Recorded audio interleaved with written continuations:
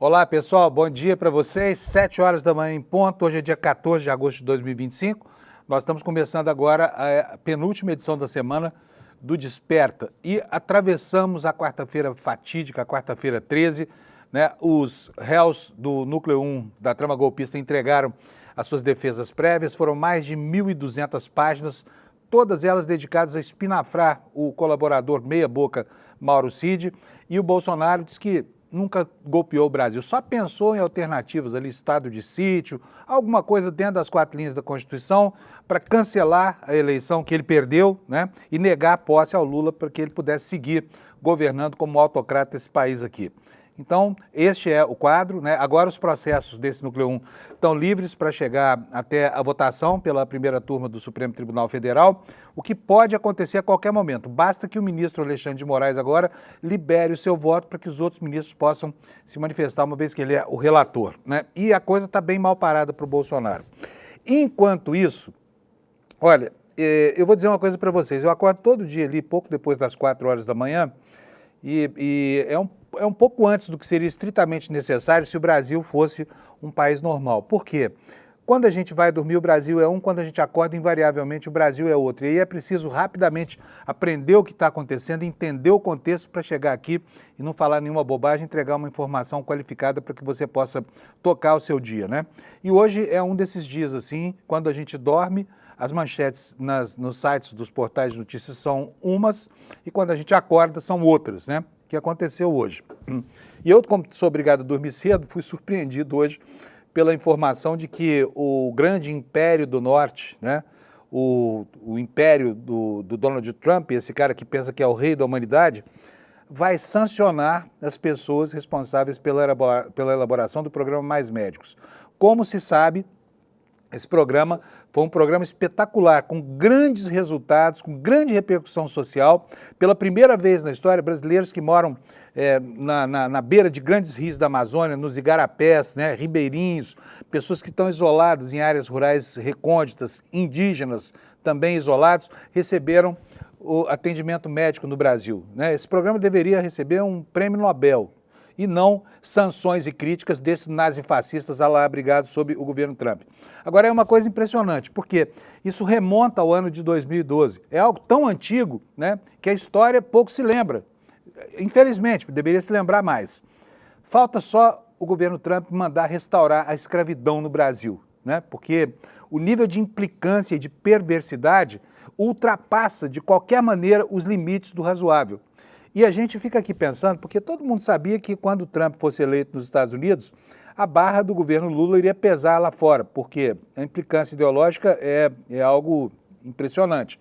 Mas não havia ninguém nesse país que se arriscasse a prever esse tipo de comportamento desses fascínoras que hoje governam os Estados Unidos. E muito menos que gente desqualificada, como esse insignificante desse bananinha, fosse conseguir um nível de mobilização para pressionar um país e sacanear, que é o que está acontecendo, o povo brasileiro, tá? O povo brasileiro. Então agora os Estados Unidos decidiram punir mais médicos, né?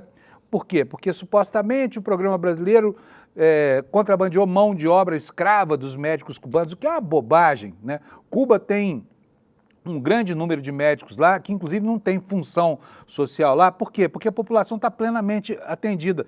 E o programa Mais Médicos no Brasil não é uma novidade global, ele é apenas a implementação de algo que já se passava em países da África, em países da Europa, tá? Foi isso que aconteceu aqui no Brasil. E aí vem esse ditador global, Donald Trump, né, por conta aí das assacações do secretário de Estado norte-americano, Marco Rubio, que é o demônio encarnado, e vai punir os brasileiros que deram assistência aos mais pobres entre nós, né? É uma covardia que isso seja feito, né? E as maldades não acabam aqui. Eu pretendia mostrar isso um pouco mais para frente no jornal, mas já vou mostrar agora para vocês, porque as ameaças dessa turma continuam pairando sobre nós, né? E ontem nós tivemos mais uma vez essa embaixada dos Estados Unidos, que se transformou num órgão de intrigas, de encrencas internacionais, de fofocas internacionais, um órgão que acha que vai mandar no Brasil. A embaixada dos Estados Unidos, nem embaixador, essa porcaria dessa embaixada tem aqui no Brasil, e fica enchendo o saco dos brasileiros. Vou mostrar para vocês aqui a última tuitada desses fascistas aqui, Bota para nós na tela, fazendo favor. Já já o Alex vem, tá, gente? Que hoje a indignação me acordou assim, me pegou, enfim, com o fígado inflamado. É isso que está acontecendo. Olha só, o que disse esta espelunca chamada Embaixada dos Estados Unidos, reproduzindo uma tuitada atrevida deste imbecil chamado Marco Rubio. Vamos lá. O Departamento de Estado também está adotando medidas para revogar e impor restrições de vistos a vários funcionários do governo brasileiro e ex-funcionários da OPAS, que foram cúmplices do esquema do regime cubano de exportação de trabalho forçado. O programa Mais Médicos representou um golpe diplomático inadmissível de missões médicas, entre aspas, estrangeiras. Sabe de uma coisa? Eu tenho saudade de uma pessoa que eu admirei muito, tive a oportunidade de trabalhar por vários anos junto com ele, que era o Boechat. Tenho certeza absoluta que se o Boechat tivesse vivo, e aí você vai me desculpar aqui a grosseria, mas mandaria esse Marco Rubio procurar uma rola, que é o que ele está precisando mesmo, tá? Que ingerência absurda é essa? Quem esses caras acham que são para condenar ações que lá no passado tiveram o sentido redentor de atender gente que estava morrendo sem assistência médica, de aumentar o número de anos de vida que essas populações puderam desfrutar com boa saúde, na medida da possibilidade desse atendimento modesto, tá? Atendimento modesto. E hoje os médicos cubanos ainda estão nos Mais Médicos, mas não são mais hegemônicos, né? Porque tem muito médico brasileiro, tem outras nacionalidades. Mas o atrevimento desse Marco Rubio, e pior, né? O atrevimento desta espelunca chamada Embaixada dos Estados Unidos aqui é de deixar a gente doente, tá bom? E eu quero mostrar mais para vocês. Tira aí para mim, Alex, por favor, porque é o seguinte, o sentido da maldade e da perversidade, o sentido do atrelamento, da sabugice, né? Enfim, dessa posição genuflexa que esses caras se encontram em relação ao governo americano, tudo isso está expresso em comunicados covardes que gente da qualidade desse pilantra do Eduardo Bolsonaro fazem, aproveitando, né, as oportunidades da internet. Tá aqui, olha só, olha como esse cara é sacana. Veja só, Eduardo Bolsonaro. Não adianta ficar irritado com o relatório do Departamento de Estado e botar a culpa em mim e no Paulo Figueiredo, que é o nepo baby da ditadura lá. O neto do Figueiredo, um vigarista que está lá nos Estados Unidos, escondido da justiça brasileira, porque é um golpista, um estelionatário. É isso que ele está fazendo lá. E virou agora ídolo da extrema-direita que só tem gente dessa qualidade, que se apoia em gente da qualidade desse Paulo Figueiredo e desse Bananinha. Olha só, os Estados Unidos, diz aqui o Eduardo Bolsonaro, não são um país bobo nem woke mais. É preciso mudar a conduta das autoridades brasileiras e isso implica em acabar com o teatro chamado democracia. Como é que é? Vou ler de novo aqui para vocês, tá? Os Estados Unidos não são um país bobo nem woke mais. É preciso mudar a conduta das autoridades brasileiras e isso implica em acabar com o teatro chamado democracia.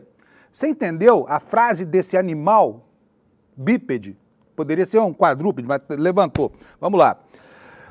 Olha só o que ele diz em seguida. No Brasil há presos políticos, exilados, polícia política, juiz abusador, jornalistas e cidadãos censurados, imprensa fechada, até mesmo mortos em virtude de estudo. Ele não fala que o pai dele matou 711 mil pessoas na Covid, né?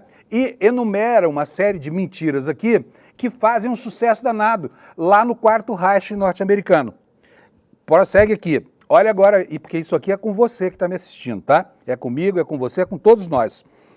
Se as autoridades brasileiras não solucionarem, não buscarem solucionar esses problemas, cada vez mais medidas de soft e, quem sabe, de hard power, ou seja, ameaça grosseira mesmo aqui, virão. É melhor aceitar e consertar do que prolongar o estágio de negação ao custo do sacrifício de todos os brasileiros. Ou seja, esse ser chamado Eduardo Bolsonaro ameaça a todo mundo se o pai dele não ficar livre da cadeia. Felizmente o processo do Supremo está andando e logo nós vamos ver Bolsonaro na cadeia e esse deputado que está lá de férias nos Estados Unidos, vagabundeando, não vai poder nem levar um cigarrinho para o pai dele na cadeia, porque se chegar aqui vai ser preso também. Ele vai lá para Papuda fazer companhia com o pai. Mas é demais, não é não? É preciso, isso implica acabar com o teatro chamado democracia. Quer dizer, esse cara quer realmente agora confessa que quer colocar abaixo, né, todo o sistema de governo brasileiro, todo o regime de governo brasileiro, regime democrático, né, para em seguida anunciar. Vou repetir para você, essa ameaça é com você. É melhor aceitar e consertar do que prolongar o estágio de negação ao custo do sacrifício de todos os brasileiros, tá? Esta é a ameaça do Eduardo Bananinha, esta porcaria de político que está aí conspirando o tempo todo contra a soberania, contra os nossos interesses e contra a sua estabilidade, a minha também. Vou chamar o Alex aqui para a gente dar uma respirada, porque eu preciso dar uma relaxada antes de começar esse programa, porque eu já comecei abusando hoje do vocabulário, né? E vocês não têm nada a ver com isso. Alex, bom dia. Bom dia, Tudo bom, Panuso. Alex? Bom dia, comunidade. Como vocês estão? Estão bem? Espero Tudo que sim. bom. E você, Alex, você não fica irritado com essas coisas, não? Com essas demonstrações de prepotência lá Sim, do Panuso. Império Neonazista americano? Hã? Sim, Panuso. Fico indignado que a pessoa que está fora do país e que dá opinião sobre a política e tudo, quer fazer situações para livrar o pai dele e tentar que o Trump livre o pai de uma possível condenação à prisão, já que ele está preso. Então me disse, só que ele precisa estar mesmo na cadeia, na Panuso. É isso aí, papuda para ele. Isso mesmo. Alex, mas vamos falar de coisa boa, vamos falar de futebol. O Flamengo ontem ganhou o jogo, é? O Flamengo Isso. foi bem? Isso, Panuso. Lembrando que ontem o Flamengo recebeu o Internacional pelo jogo de ida das oitavas da Libertadores. O Bruno Henrique fez 1-0 após o escanteio de cabeça e o jogo terminou 1-0. E no jogo de volta, que é semana que vem, às 9h30 no Beira-Rio, o Mengão precisa apenas de um empate para se classificar, Panuso. Muito bom. E hoje, o que nós vamos ter? Eu vi que o Alex está ficando cada dia que passa mais caprichoso, viu, gente? Ele chega, organiza essas tabelinhas aí, tudo bonitinho para você ficar posicionado minimamente sobre futebol, né, Alex? Conta para nós quem que vem aí. Isso mesmo. Então, Panuso, hoje teremos apenas 2 brasileiros pelas oitavas. O Botafogo entrará em campo às 7 horas da noite contra a LDU de Quito. E às 9h30 o Palmeiras visita o Universitário do Peru. Lembrando que é a quinta... Meu Deus. Engasgou, não tem problema. Sim, engasguei um pouquinho, mas é isso. Será 49 confrontos disputados entre Palmeiras e times peruanos, e o Palmeiras avançou de fase 29 vezes e foi eliminado em 14 vezes, então tem uma vantagem aí para a equipe paulista, Panuso. E para fechar hoje, teremos também o Galão pela Sul-Americana às 7 horas da noite e pelo jogo de ida das oitavas da Sul-Americana, Panuso. Por hoje, é apenas só isso. Muito bom, Alex. Bom, agora, saindo da tranquilidade do reino do futebol, vamos voltar para o inferno do reino da política, né, Alex? Que é isso que mesmo, nos aguarda Panuso. aqui. Vamos nessa. Lá. Então, toma aí um remedinho para o fígado para aguentar o jornal de hoje, que vai ser pesado, tá? E eu peço desculpa para você, a gente não tem culpa, tá? Não culpa é o mensageiro que sou eu, não mate o mensageiro. As notícias é que são ruins, né? Ruins e indignantes, pior ainda.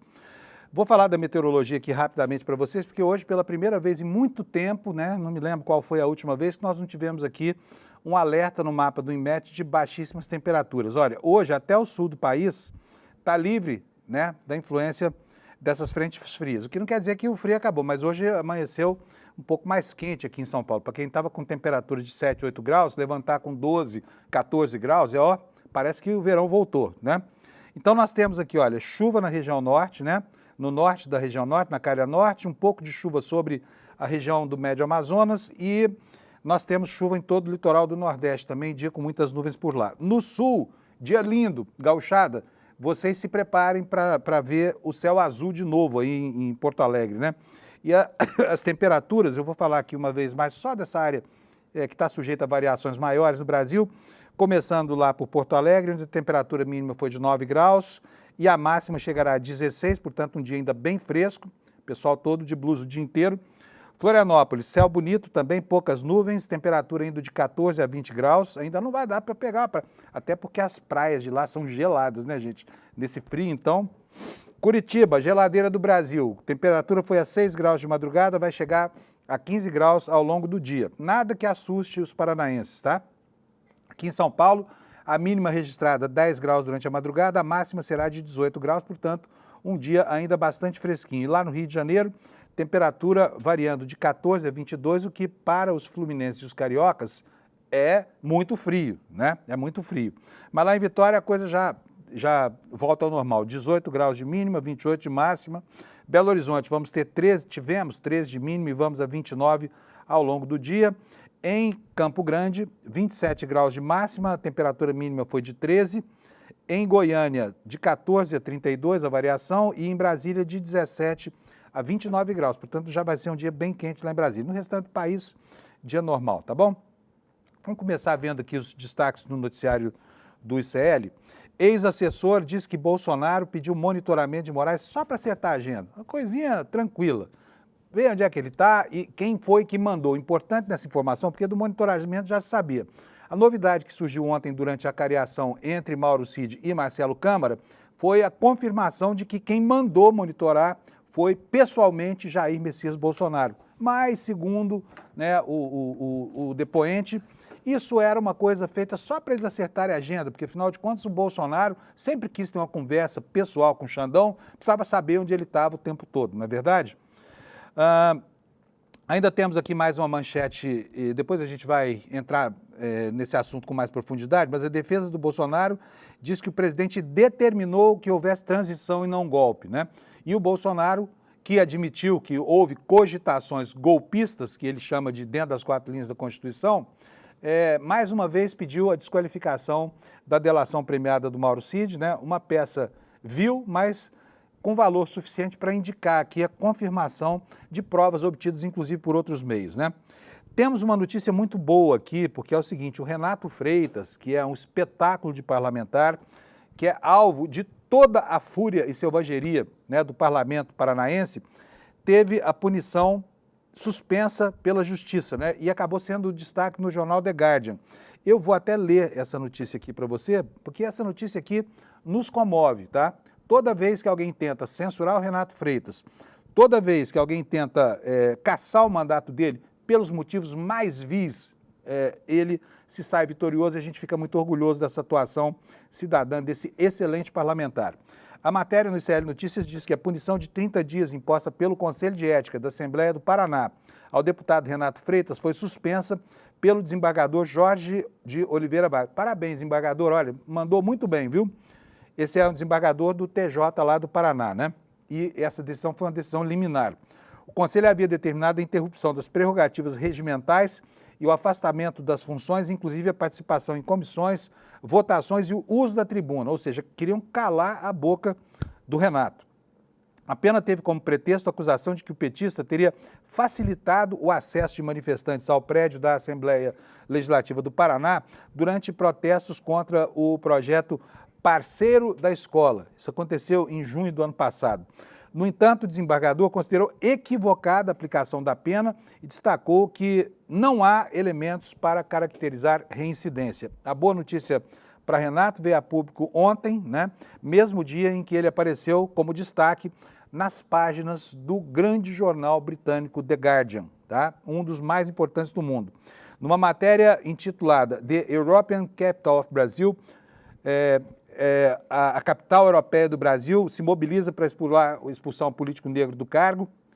De autoria do jornalista Tiago Rogério, o periódico conta a série de tentativas de cerceamento do mandato que o deputado tem sofrido ao longo da carreira política. Os deputados do Paraná podiam entender isso como uma censura global, né?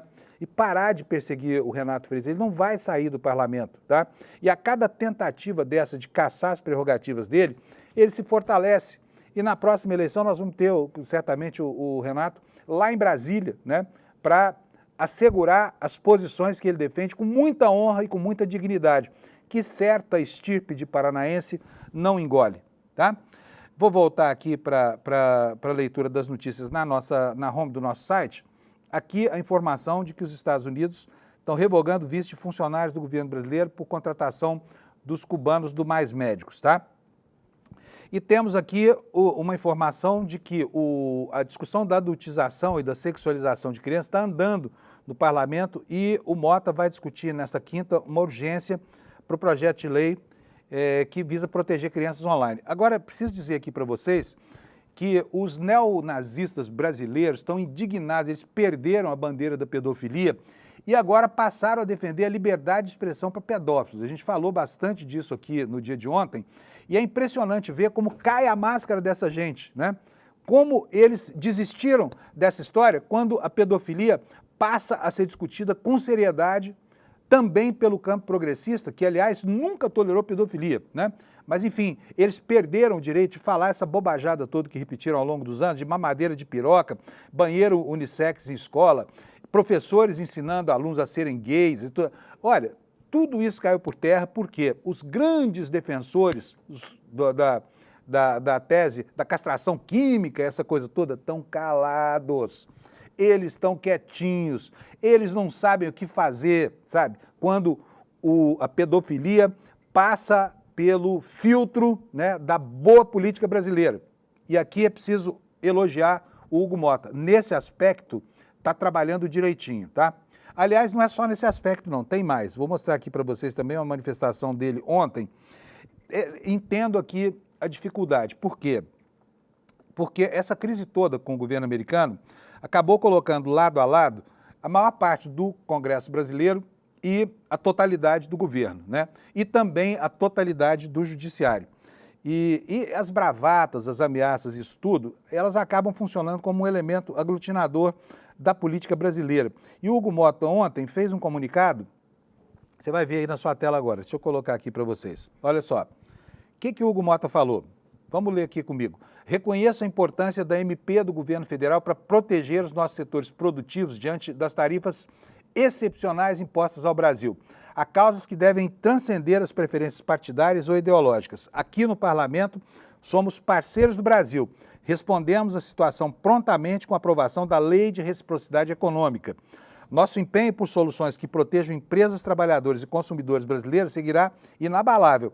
O Brasil não pode parar. Quer dizer, isso aqui é o Hugo Motta se explicando para o eleitorado dele e dizendo por que é que ele está junto com o governo federal para enfrentar essa situação. Então, eu digo assim, eu pessoalmente não tenho nenhum apreço por Hugo Motta, acho que ele tem todos os defeitos do velho coronelismo, né, que o pariu, né, e que ele está ali por conta de uma entidade incorpórea chamada Centrão, que tem os piores e mais nefastos deles, mas nesses dois casos ele está agindo bem. É inegável, tá? Pode tirar para isso. Obrigado, Alex. Então, temos aqui o Hugo Motta, que, quando foi chamado a atender uma urgência do país, reagiu direito, tá? E ele, no campo dos costumes, do que precisa ser discutido, a partir dessa denúncia do Felca, né, da sexualização e da adultização de crianças, ele, pode botar para mim aí, por favor, Alex, ele mandou discutir hoje no plenário, uma urgência, um regime de urgência para o projeto de lei que protege crianças, né? E ele afirmou que, caso haja apoio, a expectativa é de votar a urgência e o mérito do projeto já na semana que vem. Vamos ler aqui um trechinho da reportagem para você. O presidente da Câmara, Hugo Motta, afirmou a interlocutores que vai discutir com os líderes partidários hoje de manhã um requerimento de urgência para votação do projeto 2628 de 22 de defesa de crianças online. Segundo interlocutores, Motta afirmou que, caso haja apoio, a expectativa é votar a urgência e o mérito do projeto de lei já na semana que vem. As declarações foram feitas em reunião de Motta nesta quinta-feira com integrantes de entidades que defendem crianças, como, por exemplo, com o senador Alessandro Vieira, do MDB de Sergipe, autor do projeto, o deputado Jadiel Alencar, do Republicanos, e ONGs que defendem a infância, representantes da OAB, do Ministério Público e também da juíza Vanessa Cavalieri, que é responsável pela vara da infância e da juventude lá no Rio de Janeiro. E de acordo com o deputado Jadiel Alencar, que é o relator do projeto, a ideia é que a Câmara vote já na próxima terça-feira o requerimento de urgência da matéria e no mesmo dia ou na quarta-feira 20 o mérito. A programação, no entanto, tem que ser validada no Colégio de Líderes Partidários na manhã desta quinta-feira. É o que vai acontecer hoje, então, reunião do Colégio de Líderes. Agora, né, temos aí uma extrema-direita encantoada pelas suas próprias contradições, né? E as ameaças não cessam. Tudo que eles não querem é permitir que os patrões deles, os donos das Big Techs, sejam molestados nessa discussão dos projetos que defendem a proteção da infância. Por quê? Para essa gente de cabeça torta, o direito à liberdade de expressão, inclusive de pedófilos, tem mais sentido social e político do que a punição e o cerceamento do espaço para a pedofilia. É impressionante, mas é verdade isso. Nós vivemos num país em que aqueles moralistas, né, supostos defensores enfim, disso que eu falei, da castração química e outras coisas violentíssimas aí, agora se calam, quando isso tudo vem para o campo da praxis, vem para a prática parlamentar, né? E vão ter que se defrontar com seus paradoxos. E eles estão indignados não é só com isso, eles estão indignados principalmente porque as medidas do Trump lá, essas atrocidades contra ministros, agora contra o pessoal do Mais Médicos, não surtiu nenhum efeito no Brasil, está tudo rodando normal por aqui, não aconteceu nada. O Bananinha, cada dia que passa, solta uma bravata nova, agora vem falar em hard power. O que está querendo que os Estados Unidos declarem guerra ao Brasil? Será que é isso? Mas, enfim, não é só o Bananinha, tem outros bananas junto com ele. Um dos bananas é o tal do Sóstenes Cavalcante, esse pastor de meia tigela. Olha aqui, ó, vou botar para você aí na tela. O que esse cara está fazendo? Está coordenando um movimento para manchar também a imagem do Brasil. Não está lá fora que nem o Bananinha, mas está aqui dentro atuando contra o interesse brasileiro. Olha só o comunicado dele ontem no Twitter. Comunico a todos que nos próximos dias será entregue em todas as embaixadas sediadas em Brasília uma carta de denúncia e repúdio sobre as graves violações de direitos humanos, da democracia, da liberdade de expressão e do Estado de Direito que vem ocorrendo no Brasil. O documento apresenta à comunidade internacional, de forma clara e fundamental, casos concretos de prisões arbitrárias, censura institucional e perseguição política que violam a Constituição e tratados internacionais de proteção aos direitos humanos, dos quais o Brasil é signatário. A carta demonstra como essas práticas comprometem a separação dos poderes, enfraquecem garantias individuais e instauram um perigoso precedente de exceção que ameaça a integridade do processo democrático e das liberdades civis. Vocês viram o que o Bananinha falou sobre destruir a democracia brasileira, no comunicado dele, né? Aí o Sóstenes, esse pastor de meia tigela, encerra dizendo o seguinte: o mundo precisa saber a verdade e nós não vamos calar. Sóstenes, vocês são 14, 15, entendeu? Vão cansar de escrever esses textinhos atrevidos e mentirosos e não vai adiantar nada. Porque ninguém teme mais essas sanções, entendeu? Os prejuízos são evidentes. Mas é preciso ter em mente que isso vai passar. Infelizmente vai se passar um bom tempo até que as coisas voltem ao normal, mas uma hora acaba, tá certo? E o limite para isso é o fim do governo Trump. A gente não sabe se isso vai ser daqui a 3 anos e meio, mas pode ser também antecipado por intercorrência qualquer, né? Pelo ódio que ele está suscitando lá entre a população americana, vítima de toda a sua crueldade, ou por um processo de impeachment, que pode se transformar numa realidade, em algo plausível, a partir das eleições de meio de mandato que vão acontecer nesse ano. Porque ele está lá desesperado, tentando mudar o mapa dos distritos americanos para não perder a maioria da Câmara dos Deputados, porque se perder está frito, né? E isso pode antecipar o fim dessa agonia, desse sofrimento. Até lá, nós vamos ter que enfrentar a situação criada por esses fascistas aí, que já estão até contabilizadas no prejuízo inicial que vai provocar no Brasil. O valor, sabe quanto é? 30 bilhões de reais. 30 bilhões de reais.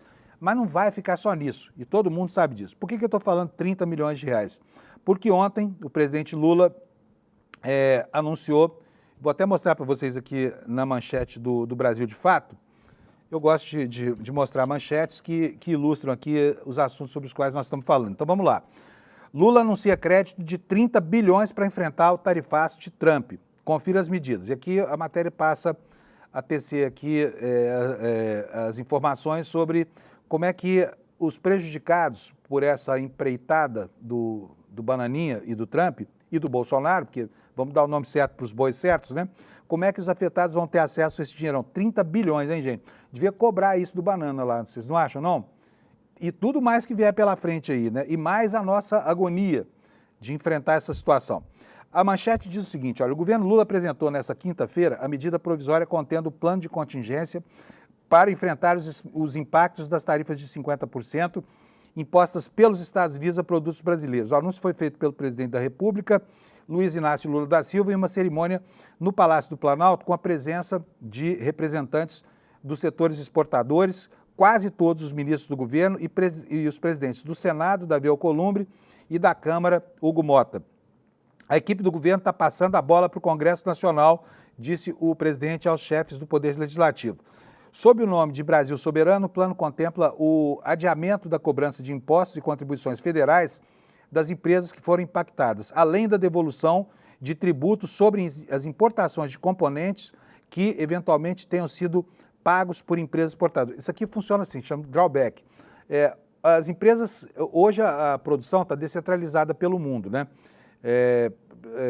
Por exemplo, um único avião fabricado, tem centenas de países contribuindo com peças, com tecnologias que eles desenvolvem melhor, e isso acaba sendo comprado pelo fabricante, incorporado ao produto que depois é exportado. Então, o imposto cobrado na importação desse produto será devolvido às empresas afetadas, o que é bom, tá? Outra medida é o novo Reintegra, dirigido especialmente para os setores afetados, que devolve às empresas a parte dos tributos pagos ao longo da cadeia produtiva. Atualmente, as empresas de grande e de médio porte de produtos industrializados têm uma alíquota fixada em 0,1%. Micros e pequenas, por meio do programa Acredita Exportação, recebem de volta 3% dos impostos pagos. O novo Reintegra aumenta em até 3% o benefício para as empresas cujas exportações de produtos industrializados foram prejudicadas pelo tarifaço. Dessa forma, grandes e médias empresas passam a contar com reembolso de até 3,1% da alíquota e as micro e pequenas empresas de até 6%. Essas novas condições do Reintegra valerão até dezembro de 2026 e terão impacto de 5 bilhões. Tudo isso dá conta do Bolsonaro e do Bananinha, tá? Que usam o Trump como... Não é impressionante isso, gente? Que os caras conseguiram transformar o presidente dos Estados Unidos num fantoche, hein? Mas houve falas boas ontem na reunião e eu quero começar mostrando para vocês. Depois eu mostro o que o Bananinha falou, tá? Para agitar o seu mau humor, para você começar o dia pistola, como é bom quando a gente está, né, acuado por alguma situação que a gente precisa enfrentar. Mas vamos lá, vamos voltar aqui para a cerimônia do Lula, né? O Lula ontem falou muito bem sobre o motivo que está levando a isso. Qual é o motivo? Eu tenho dito aqui para vocês que o Trump parece enlouquecido pelo sonho de ressuscitar os termos do acordo de Bretton Woods numa realidade global muito diferente daquela que havia no fim da Segunda Guerra Mundial, quando os Estados Unidos inundavam o mundo com os produtos os produtos fabricados pelas suas indústrias, né, que deixaram de fabricar produtos bélicos e passaram a produzir bens de consumo, né? O dólar americano ia subsidiar a reconstrução da Europa e depois ele voltava para os Estados Unidos, por quê? Para pagar o que era importado lá dos Estados Unidos. Essa era a essência de Bretton Woods. É isso que o Trump quer agora, né, tentar uma ressurreição desse sistema, no momento em que os Estados Unidos têm déficits gigantescos, né, para com o mundo, porque muita coisa aconteceu, globalização, terceirização, enfim, muita coisa aconteceu e mudou a produção, principalmente para as indústrias, né? E o Lula ontem posicionou muito bem o problema. Sabe qual é a agonia do imperador do mundo? É a consolidação desse bloco, do BRICS, né? Porque aí então, olha, China, Índia, só aí dá 3 bilhões de pessoas, tá? Nós temos a Rússia, né? O Brasil, que é um mercado importantíssimo, está numa posição geopolítica estratégica hoje, não por acaso está sendo pressionado. Vamos ver o que o Lula falou, então, sobre esta figura, né? A implicância para com o BRICS, que é o grande problema do presidente atual dos Estados Unidos. Roda para nós, por favor, Alex. Eu já falei com a Índia, já falei com a China, já falei com a Rússia, vou falar com a África do Sul, vou falar com a França, vou falar com a Alemanha, eu vou falar com todo mundo. Para eles se darem conta do que está acontecendo no mundo e, junto aos BRICS, nós vamos fazer uma teleconferência que está sendo articulada para a gente discutir, dentro dos BRICS, do que a gente pode fazer para melhorar nossa relação entre todos os países que foram afetados. Porque é importante lembrar, que daqui a pouco alguém vai começar a dizer não, o Brasil está sendo punido por causa dos BRICS. É importante lembrar que esse cara dos BRICS, que assusta eles, é simplesmente um país que o Brasil tem uma balança comercial de 160 bilhões de dólares, o dobro da que nós temos com os Estados Unidos. E nós queremos crescer mais, nós queremos vender mais e queremos comprar mais. Nós queremos aprender mais e queremos ensinar mais. É assim que esse país vai se transformar num país grande. Pois é, o presidente também posicionou muito bem a questão da implicância do governo americano atual para com o multilateralismo, já que pretende extinguir todos os acordos, né, e depreciar entidades, por exemplo, como a OMC, que deveriam regular um comércio global feito em tempos de normalidade geopolítica, mas não é o que está acontecendo, né? E o Lula disse ontem que um dos principais focos dessa artilharia econômica do Trump é destruir justamente esse sistema, o multilateralismo. Nós vamos continuar vendendo as coisas que o Brasil, se os Estados Unidos não quer comprar, nós vamos procurar outro país. Sabe? Pode se preparar, o banco, eu vou para a ASEAN, sabe, em outubro, para vender coisas do Brasil lá. Pode se preparar que em janeiro já marquei com a Índia, vamos fazer um grande evento em que eu quero levar pelo menos uns 500 empresários brasileiros para a Índia, porque é um país, sabe, muito grande, muito importante, e muitas coisas para a indústria brasileira, sobretudo na questão de fármaco, a questão de inteligência artificial e a questão espacial. E a questão de defesa. Nós temos muito que aprender com a Índia. Então, ao invés de ficar chorando aquilo que nós perdemos, vamos ficar procurando ganhar outro lugar. O mundo é grande, o mundo está ávido para fazer negociação com o Brasil. Todo mundo sabe que nós somos do bem. Todo mundo sabe que a gente não quer brigar com ninguém, que a gente faz concessões, sabe? Mas a gente não merecia isso. Tá? E o que é grave é que não foi só conosco, foi com muita gente dizia, mas a Índia é muito pró-americano. Eles taxaram a Índia em 50%. Ora, o que leva a isso, eu posso dizer para vocês que não é comercial. Posso dizer para vocês que não tem um fundo comercial disso. Eu acho que existe por trás disso uma necessidade muito grande de destruir uma coisa chamada multilateralismo, que é o que permitiu que o mundo tivesse um comércio mais equilibrado, uma coisa mais harmônica, feita através do OMC. Muito bom. Olha, eu, anos atrás, eu era repórter em Brasília, cobria o Palácio do Planalto e o Congresso e acompanhava as viagens do presidente Lula pelo mundo. E teve uma delas que foi uma iniciativa espetacular. Ele pegou um grupo de empresários grande, né, empresário do agronegócio principalmente, e foi vender o Proálcool pela América Central e para os Estados Unidos e Canadá. Eu acompanhei essa viagem inteirinha. É impressionante assim, a maneira acolhedora como esses produtos brasileiros são recebidos. Obviamente que nem tudo foi conseguido, mas essa iniciativa, por exemplo, aproximou empresários brasileiros de entidades americanas, de entidades mexicanas, de entidades guatemaltecas, né? Enfim, andou-se por toda a América Latina. Nós fomos enfim, praticamente todo o continente, Honduras, Costa Rica e não sei o que mais. E o Lula tem uma acolhida muito boa, porque ele é muito carismático e é muito respeitado aí fora.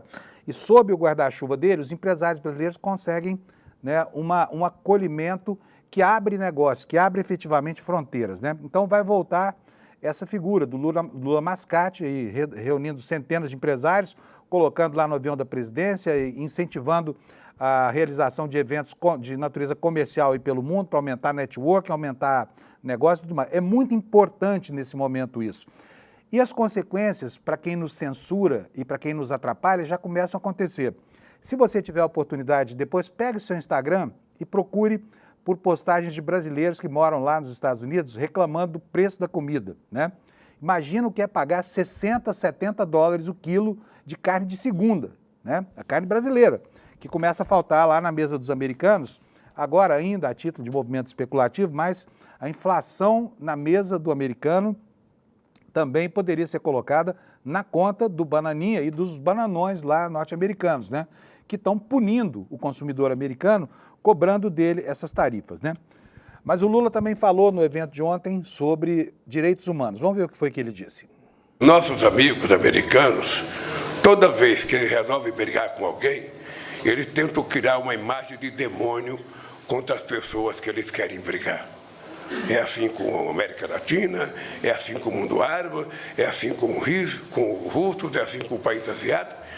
E o Brasil não tinha, efetivamente, nenhuma razão para ser taxado, e tampouco aceitaremos qualquer pecha de que no Brasil nós não respeitamos os direitos humanos. Na verdade, o que nós estamos fazendo é aquilo que é feito apenas em país democrático, julgando alguém com base em provas coletadas em testemunhas e com total direito de presunção de inocência. Isso é democracia elevada à sua quinta potência, coisa que eu não tive quando eu fui julgado. E eu não reclamei. Eu fiz de propósito, tá? Eu quero que você repare a diferença de tom entre o que diz o presidente Lula e as bravatas do Bananinha lá nos Estados Unidos, sabe? Porque a cada vez que o Brasil reage com serenidade e com firmeza, eles se exasperam do lado de lá, né? Então, eu quero mostrar para vocês a última manifestação dele e preste atenção no tom arrogante e prepotente desse sujeito, que, mais uma vez, eu repito, né, o caldeirão de maldades ali não se importa com o sofrimento da população brasileira, né? É uma extensão do comportamento que essa gente teve na Covid, quando morria gente aos borbotões no Brasil e eles continuavam enfiando cloroquina e sabotando o processo de compra das vacinas. É mais ou menos a mesma coisa, pelo menos o nível de iniquidade e de perversidade é igual. Bananinha na tela, fazendo favor, Alex. Fala pessoal, mais uma ida aqui para Washington DC, sempre pedindo a proteção de Deus e levando no coração o sentimento de todos vocês que têm familiares presos, que têm pessoas injustiçadas por esse regime, todos vocês que foram censurados, desmonetizados ou sofreram qualquer tipo de perseguição desse sistema nefasto. Pode ter certeza, a gente vai continuar trabalhando até eles entenderem que eles perderam poder, que eles encontraram um adversário mais poderoso do que eles. Então, que seja com o menor sacrifício possível, mas, se for necessário, iremos sim sacrificar tudo, queimar toda a floresta. Que Deus nos abençoe e dá uma olhada no próximo Stories aí, porque o próximo mostra toda a estrutura envolvida na derrubada desse regime. Quando você tem a verdade ao seu lado, você não precisa de muito. Tão duro e machão do lado de lá, né? Tão cheio de ameaças e tudo mais. Esse cara ainda vai entrar para a história como a encarnação do mal em si, do mal em estado bruto, né? Acontece que na hora H eles espanam, tá? Na hora de enfrentar dificuldades concretas, eles espanam. E ontem aconteceu mais uma vez, o bolsonarista é frágil pra caramba, né? O Bolsonaro vai para o hospital toda vez que é acossado por alguma coisa ruim para ele. E agora a choradeira toda é por conta da Carla Zambelli. Para quem não sabe, a Carla Zambelli é aquela deputada, né? Ainda, o parlamento não cassou o mandato dela, nem nada. Mas enfim, que está foragida lá na Itália, por quê? Porque fez uma molecagem grave, gravíssima, contratou um hacker, que é o Walter Delgatti, e pediu para ele implantar uma ordem falsa de prisão contra o Alexandre de Moraes no site do Conselho Nacional de Justiça. E aí, 10 anos de cana para essa fraudadora do sistema da justiça, né? E agora, coitadinha, ela ontem foi depor, mas passou mal, sabe? Eles são frágeis, eles quebram, eles espanam. E aí vem todos eles fazer essa choradeira. Oh, meu Deus do céu! A Carla Zambelli, aquela que outro dia estava saudável, correndo na rua com uma arma assim para perseguir, né, um jornalista negro. Agora não. Mas olha só o que o Nicolas Chupetinha falou dela. Carla Zambelli sofre mal súbito em audiência na Itália, Manchete estava aí. E não se sabe se de fato passou mal, se apenas forjou isso, que é bem impossível em se tratando de quem se trata, né? E aí vem o Nicolas Ferreira e fala, Daniel Silveira está em graves condições. Zambelli agora também. O objetivo é eliminar todo mundo, pelo visto. Mas fala bobagem esse sujeito, hein? Fala sério, né? Então, isso aqui só para registrar que eles espanam, eles não suportam pressão. Eles têm uma baixíssima capacidade de suportar a refrega que vem em decorrência de punições. Por falar em punições, deixa eu voltar aqui ao assunto do Mais Médicos, né? O Padilha é um dos apenados. A matéria está no Valor Econômico. Vocês sabem que é um jornal insuspeito. Por quê? Porque é um jornal do mercado financeiro. Então, tudo que ele noticia aqui, que nos parece sensato, eu mostro aqui para vocês na tela. A manchete é essa aí. Padilha rebate os Estados Unidos, diz que o Mais Médicos sobreviverá a ataques injustificáveis. Ou seja, mais uma empreitada dos neonazistas americanos, né, tutelados pelo Bananinha, que não vai funcionar, né? O que a matéria diz aqui? Ó? O ministro da Saúde, Alexandre Padilha, criticou a revogação pelo governo dos Estados Unidos de vistos de funcionários brasileiros que participaram do programa Mais Médicos. Restrições a Mozart Salles e Alberto Kleiman foram anunciadas nesta quarta-feira pelo secretário de Estado do governo dos Estados Unidos, Marco. Mas esse cara será que não tem mais o que fazer não, hein? Além de ficar botando a lupa para encontrar pelo em ovo aqui, sancionar burocrata brasileiro, sabe? Tenha paciência. Onde os Estados Unidos foram parar na sua pequenez, no seu apequenamento, não é não? O programa Mais Médicos foi implementado em 2013 pelo governo da ex-presidente Dilma, quando Padilha também era ministro da Saúde. O projeto contratou médicos cubanos para atender regiões remotas do país com alto índice de vulnerabilidade e falta de profissionais de saúde. Conhecido no governo por ser o pai do Mais Médicos, Salles foi, junto com o ministro, um dos criadores do projeto. Na gestão atual, ele ocupa o cargo de secretário de Atenção Especializada à Saúde. Alberto Kleiman também participou da construção do programa, quando ocupou até 2015 o cargo de diretor do Departamento de Relações Internacionais do Ministério da Saúde. Saiu do Ministério para assumir a direção da OPAS, Organização Pan-Americana de Saúde, que foi a entidade que intermediou a contratação dos médicos cubanos, né? Atualmente ele é o coordenador geral para a COP30 da Organização do Tratado de Cooperação Amazônica, a OTCA, que é uma organização intergovernamental da qual fazem parte os governos de vários países, nos conta aqui o jornal Valor Econômico, né? Aí quero colocar para vocês, ainda, vamos para raciocinar, tá bom? Não estou falando que aconteceu isso de jeito nenhum, é o contrário.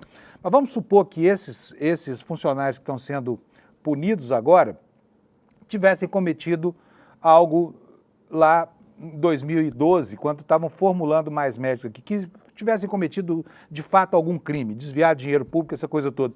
Esses crimes estariam até prescritos, quer dizer, o governo norte-americano está voltando na história muito além do que permite, inclusive, a legislação processual penal, a legislação penal, para impor sanções que só tem uma justificativa, que é o exercício da suprema arrogância, né? É para marcar esse big stick imperialista com o qual eles pretendem tanger o mundo. E não vão conseguir, por quê? Se a força bruta falasse mais alto do que a razão e a inteligência, o mundo estaria ainda antes da Idade Média, tá? Quando tudo era disputado na marra, né? Antes da lei de Talião, né? E não vai funcionar mais uma vez, tá? Mas vai causar sofrimento e muito sofrimento. Ainda sobre a manifestação do Hugo Mota, tem aqui uma outra matéria no Valor Econômico, dizendo que o Mota diz que a MP contra o tarifaço é boa para o país, terá tramitação célere, o que é ótimo, né? Enfim, é esse o clima. Ou seja, a estupidez dos bananas, dos brasileiros e dos americanos, serviu como uma amálgama para tentar remediar os prejuízos que eles vão nos causar. Há uma outra matéria aqui do Brasil de Fato que eu quero ler para vocês sobre as medidas mitigatórias dessa crise, né? É uma boa medida, porque o Brasil tem quase 220 milhões de habitantes, e acaba de sair do mapa da fome, nós temos elementos indutores da renda das famílias, então nós temos capacidade de consumo para abrigar aqui uma parte, né, pelo menos, daquilo que seria enviado para o exterior, o que é ótimo para nós. E está aqui a matéria do Brasil de Fato, ressaltando exatamente isso. Em resposta ao tarifaço, o governo federal vai comprar alimentos que seriam vendidos aos Estados Unidos. O Plano Brasil Soberano prevê que medidas para atender aos pequenos agricultores impactados pela tarifa de 50%. E aqui na foto, ilustração, olha, castanha de caju, frutas, né, como as mangas, peixes, a tilápia principalmente, e o açaí. A matéria fala o seguinte: o Plano Brasil Soberano, anunciado pelo presidente Lula nesta quarta, prevê a compra pública de alimentos perecíveis que não puderam ser exportados ao mercado estadunidense, o que não puderem, né, ser exportados ao mercado estadunidense. A MP, que traz medidas de enfrentamento aos impactos das tarifas de 50%, foi apresentada e deve ser rapidamente votada. Isso vai permitir que esses produtos perecíveis que iam para exportação sejam absorvidos pelo nosso mercado interno e vai alimentar as nossas crianças por meio da merenda escolar e vai também para as compras institucionais. Esta é uma das frentes, destacou a ministra em exercício do Desenvolvimento Agrário e Agricultura Familiar, Fernanda Machiavelli, ao Brasil de Fato, tá? Beleza.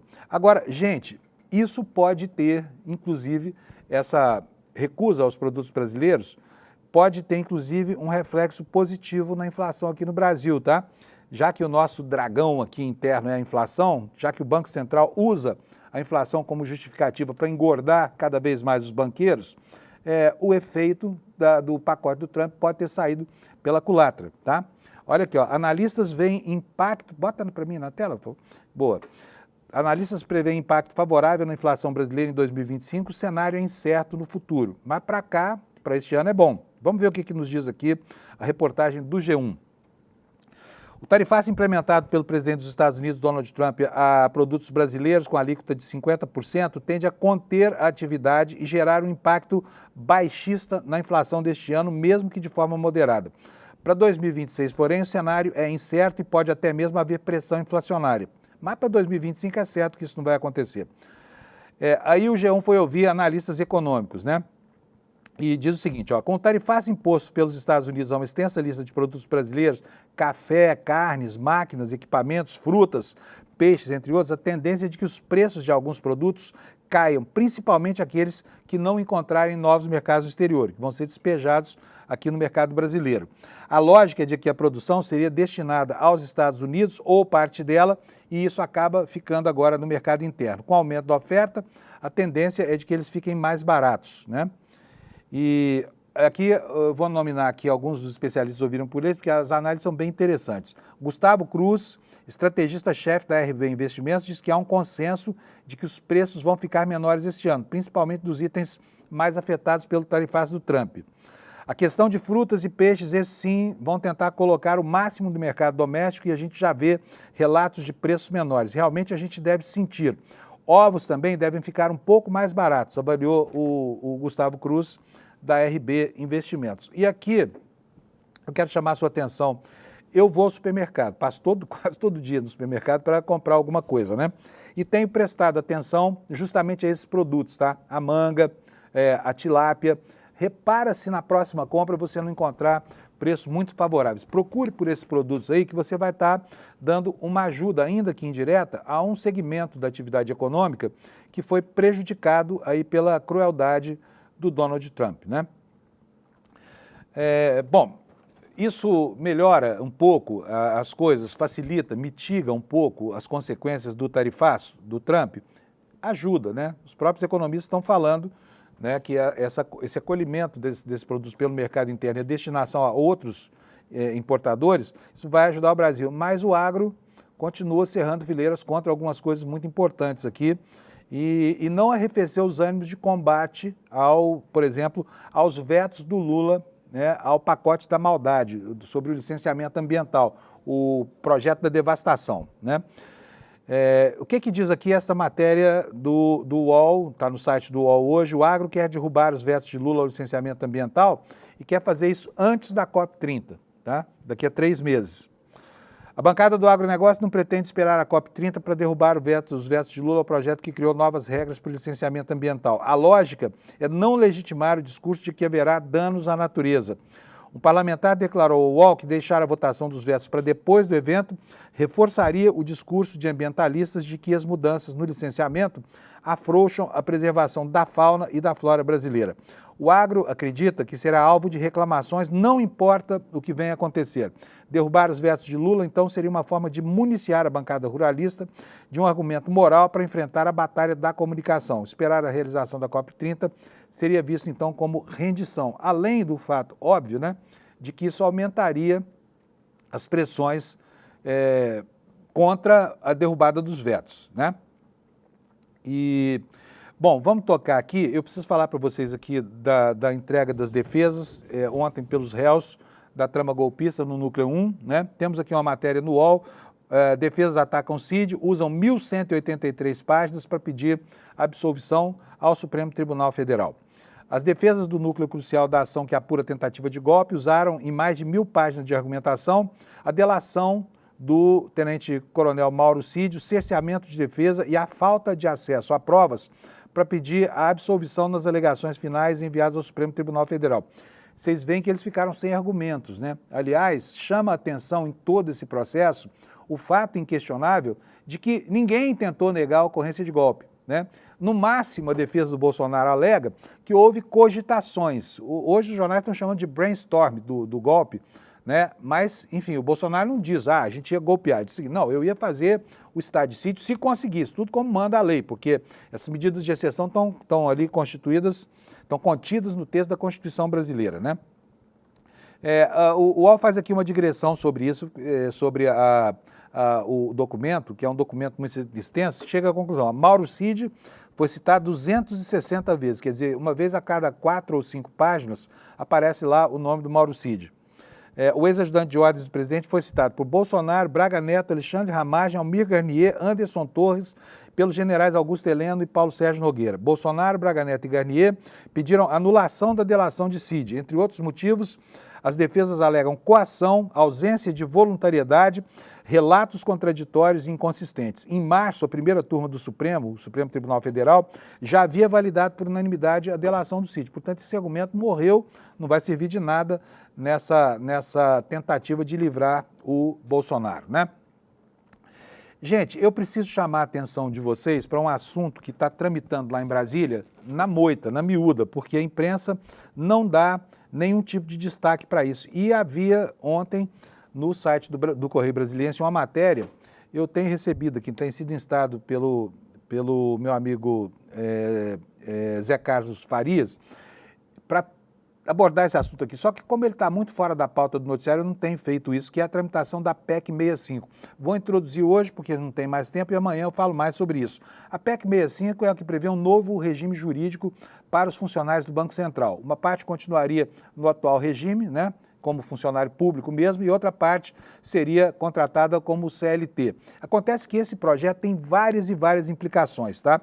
E já começam a haver confrontações, contestações das razões. Aqui no Correio Brasiliense, então, como eu disse, né, que ontem fez uma matéria sobre isso, aparece aqui o Sindicato Nacional dos Servidores do Banco Central divulgando uma nota alertando para os riscos que essa proposta traz à Constituição.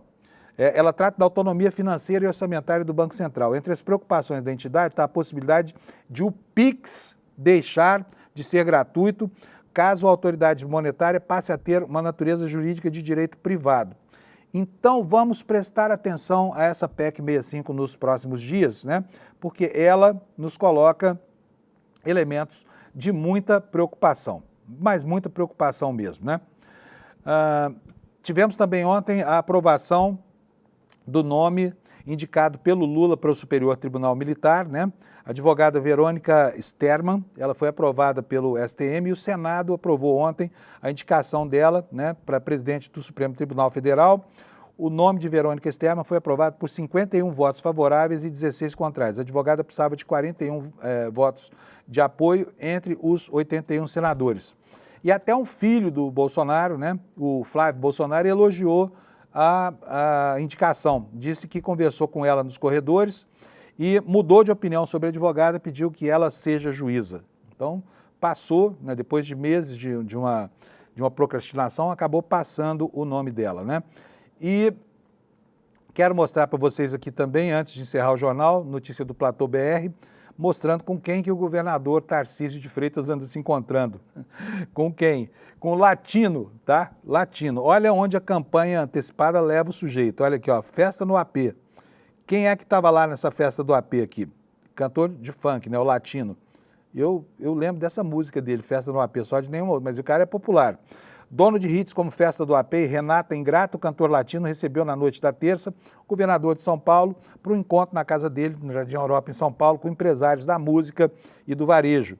Uma roda de conversa regada a vinho foi formada na sala de estar do cantor para que o governador, que é apoiado como candidato em 2026, pudesse falar aos presentes sobre as suas ideias e perspectivas para o país. Quero falar aqui para o capitão Bolsonaro. Filho, abre os olhos, hein? Tarcísio está rodando aí, ó. Vai furar seus olhos, tá? E com isso, com essa última notícia, eu estou encerrando aqui o Desperta de hoje. Daqui a pouquinho, no N1, todos esses temas vão estar em debate com muito mais profundidade. Eu espero que você tenha gostado do noticiário, que você esteja preparado para enfrentar o seu dia e levar a sua indignação para o colega do lado e tudo mais. E olha, se passar no supermercado, não deixe de olhar lá na geladeira dos frios se o preço da tilápia não está bom. E na das frutas, se a manga não está numa promoção, para você começar a comprar esses produtos que os americanos deixarão de comer por conta do tarifaço do Bananinha, do Bananão, pai dele, e do Banana More, que é o presidente dos Estados Unidos. Agora preciso falar para você do Despertar, esse evento que está aqui embaixo, olha, aqui na nossa página, no icl.com.br/despertar. Gente, se vocês apreciam o jornalismo que a gente faz aqui, vocês prezam a liberdade editorial, a nossa maneira, né, crítica e, porém, muito honesta de abordar os problemas do país, você deve apoiar as iniciativas do ICL. E são muitas iniciativas que não têm como proposta apenas financiar o jornalismo, mas elas são importantes para o ICL, porque é com isso que o meu salário, por exemplo, aqui é pago todo mês, tá? o salário da Vivi, que vem daqui a pouco e tudo mais. Estão abertas já as orientações para você adquirir o seu ingresso para esse evento. É um ingresso que acontece num espaço grande, porém limitado. E quem deixar para depois pode não conseguir o ingresso, tá? Então vai aqui hoje mesmo, icl.com.br/despertar, e vê lá como é que faz para comprar o seu ingresso, tá?